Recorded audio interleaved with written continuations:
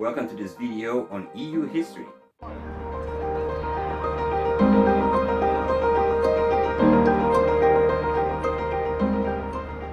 Twice in a century, Europeans fought horrible wars of borders, which brought destruction and desolation all over the continent. It was in the ruins of war that people realized one simple truth. Weapons were made from steel, and steel was made from iron and coal. What if everybody were to put coal and steel together under the same authority and the same regulations? One thing would be clear then. Europeans would no longer be able to use coal and steel against each other. In 1951, some European countries decided to create a European community of coal and steel, in which resources and production were brought together under one common leadership. Since it went well, they decided to go further and removed more of the economic borders separating them. This is how the European Economic Community was born through the Treaty of Rome in 1957. It created a common market in which any producer from any of the member countries could sell their products on all markets without customs or restrictions of any kind. Why is that useful? First of all, because all producers had access to a much wider market than before. Second of all, because all consumers had access to a larger variety of products and competition made them cheaper. So basically, it was a win-win situation for everyone. The first lesson here was that prosperity was much easier to obtain by working together.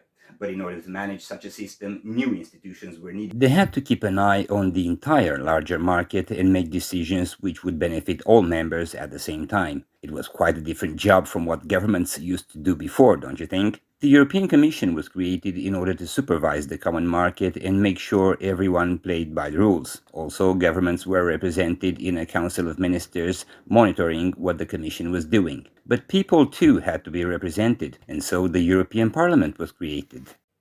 The community discovered that solidarity in a competitive world made everyone stronger, so monetary cooperation was next in line.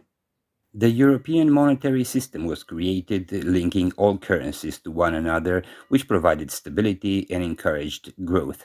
What do you think other European countries thought of the community's success? Along the way, many others decided to join in. Successive enlargements increased the diversity of the community, and everybody realized that what united them was something more than just economic interest, democracy, and human values. They were binding Europeans together and gradually changed the face of the continent. It was a good time to consider upgrading the process to the level of a real political community of governments and citizens together. The Single European Act, adopted in 1986, expressed the commitment to build a real union of Europeans in the near future.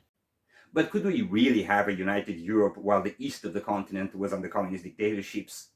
It was in the midst of this process that the fall of communism occurred, reflecting the will of the Easterners to build their future around the same values as the Westerners. The stars of Europe were this way aligned in a fortunate conjunction. In 1992, the Maastricht Treaty was signed, creating the European Union as we know it today. It was time then for the enlargement towards the Eastern countries, bringing down all walls and borders which separated the continent before. In a community which united so many ethnicities and languages, respect for diversity and inclusion became once more the foundations of a united Europe. In the end, European integration is no longer about coal and steel, but it is about people, about their right to live in peace and prosperity, learning from one another. In the end, European integration is about you. So you better start planning how you want its future history to look, because you're writing it.